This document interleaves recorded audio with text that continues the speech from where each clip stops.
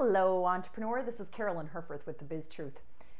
What do you do when you're having a sales conversation with someone and you know in the middle of it you're like, oh, I'm not talking to my ideal client, or you know you're not the right resource for them?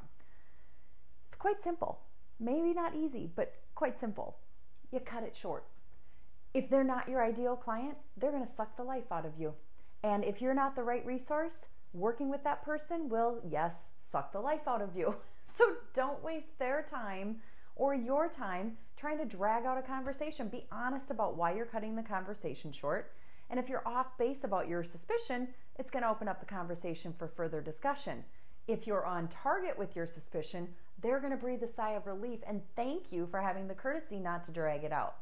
So what I love to do in these cases is be honest with them about why I don't think we should work together and make a recommendation. Refer them to someone who I think would better serve them.